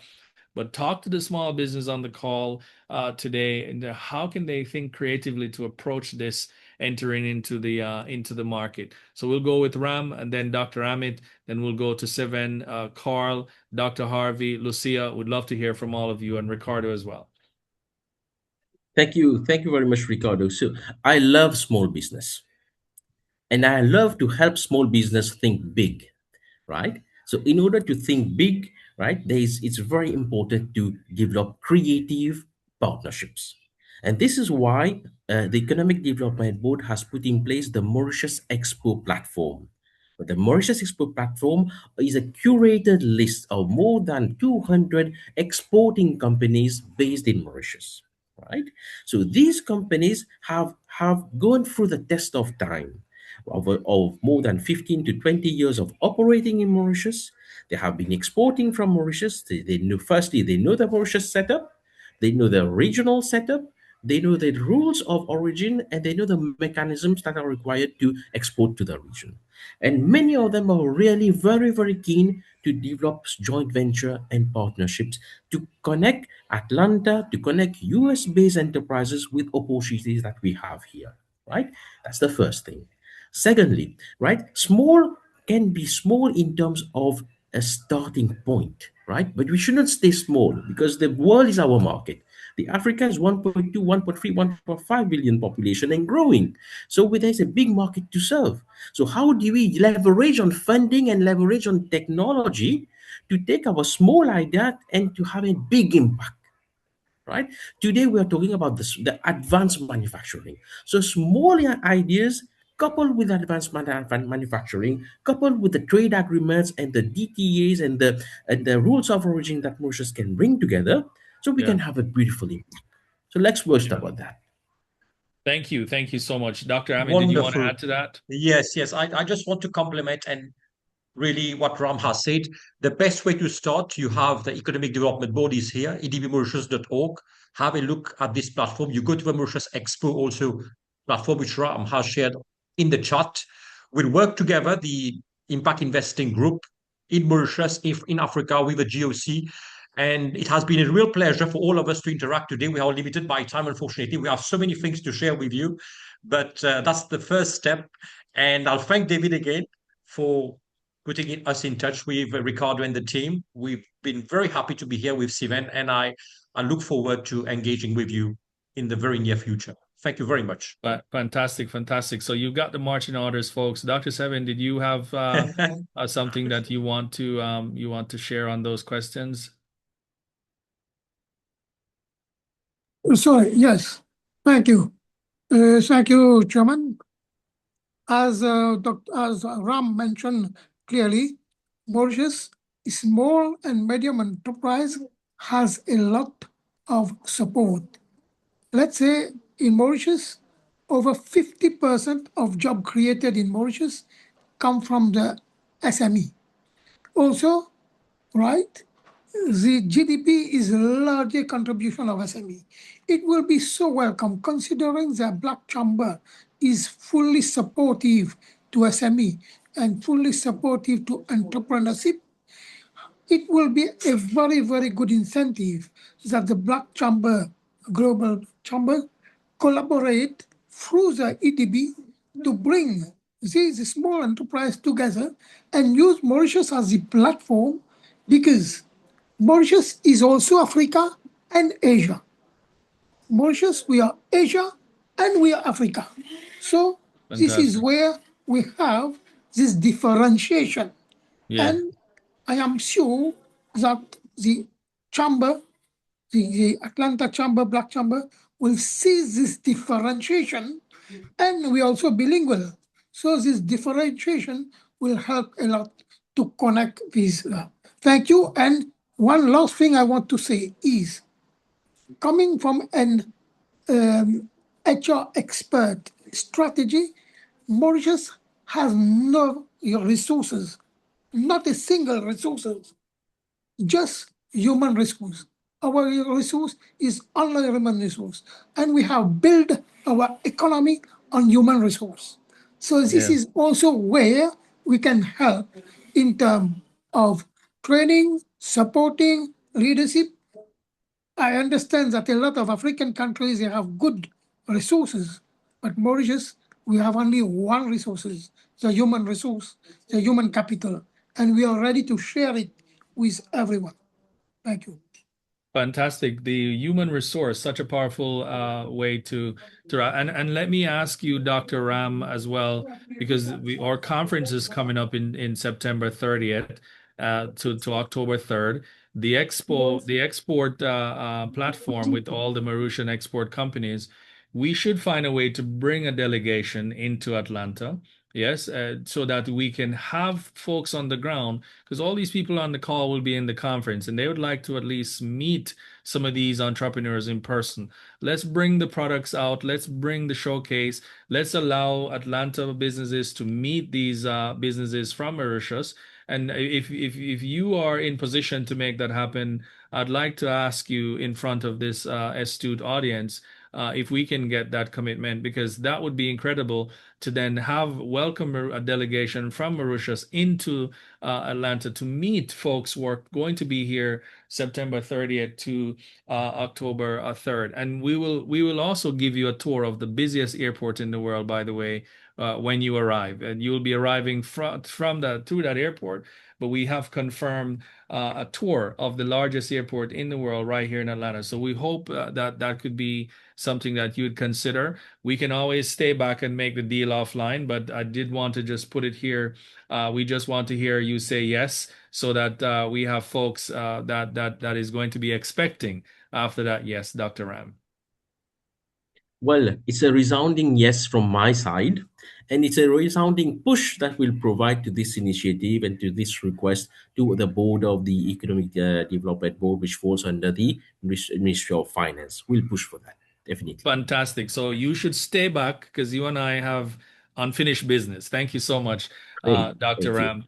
We appreciate it. Carl, did you want to answer that question? And then we go to Ricardo and Lucia as we wrap things up, folks. Sure. Dr. Harvey as well. Go ahead, Carl. I think that one thing that I've learned that Atlanta does best is Atlanta is positioned to empower and incorporate its creative in businesses, right? So I think that is something that Congo also knows how to do very best. All right. For you to become acquainted with doing business in Congo, you have to become acquainted with things like music, with things like food, with things like dancing. Those are things that you can do right now, right? And that's a process of becoming localizing your experience and exposing yourself to that. I think that through that, you will see that you will now become exposed to individuals who are very open and kind and also willing to work with you. I think that I've had that experience with you, Ricardo. I've had that experience with Janelle. I've had the experience with many people who've either attended, showcases, luncheon, you name it, where Congolese businesses have been present. So with that, I also welcome all. We'll be sending out events that we'll be hosting here in Atlanta. Show up, listen to some Fali Ipupa, listen to some Kofi, eat some fufu pondu, and have fun. Fantastic. The relationship indeed. Thank you so much, Carl. Ricardo, Lucia, respond to the question.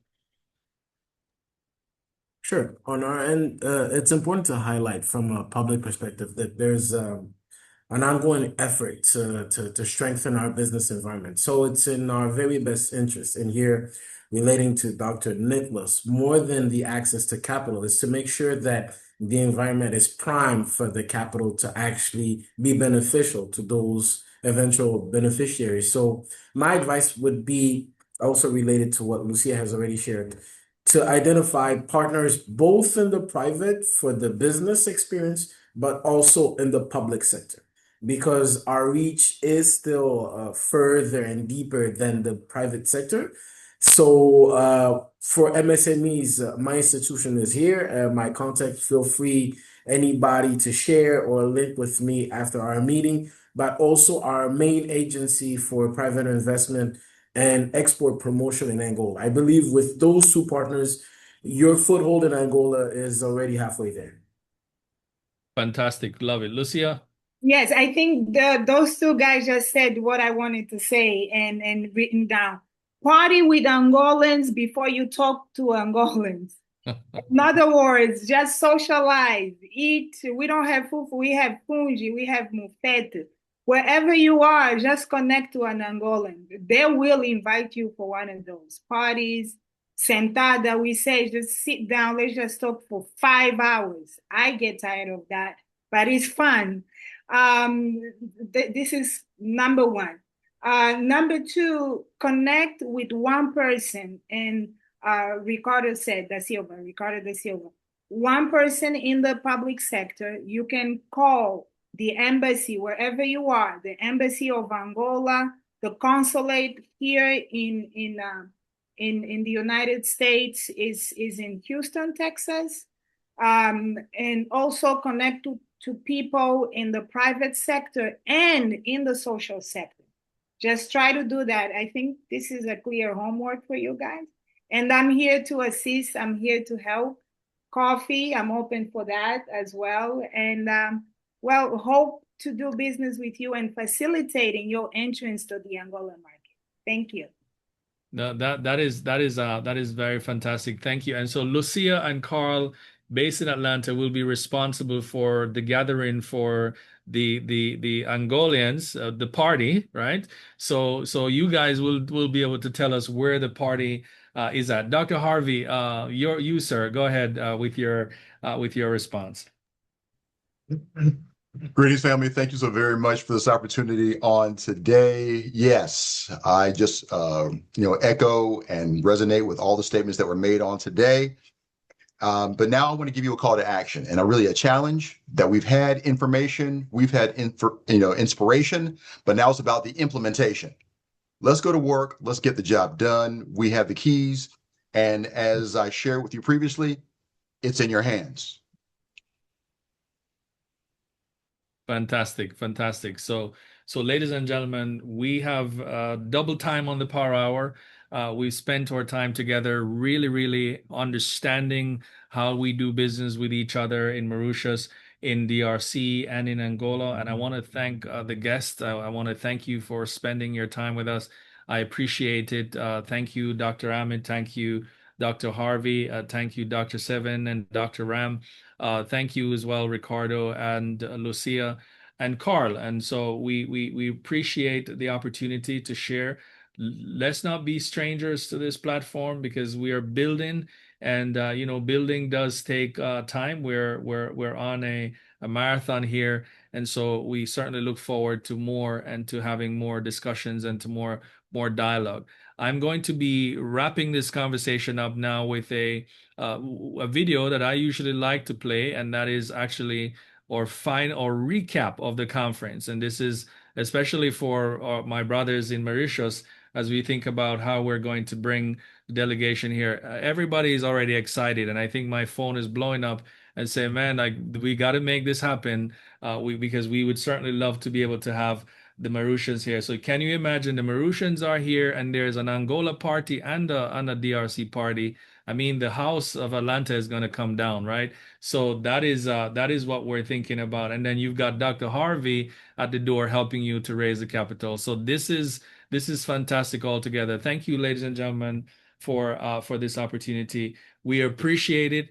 We are in position to do B2B. And so if I'm not sure if any of you have applied to do the B2B, if you want to meet specific individuals, that is something that we can arrange for you to sit and have more one-on-one discussions with your counterparts.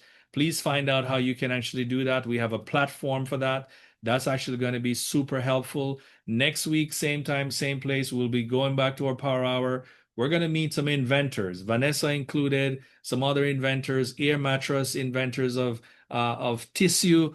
We've got products that are interested, product owners that are interested in coming into the markets, into a market near you. And if you are interested in these opportunities, feel free to invite those who could be a part of this. And I think that would be lovely to have you here. So ladies and gentlemen, thank you. We're going to wrap out with this video of the recap to our conference. Thank you. Thank you, everybody.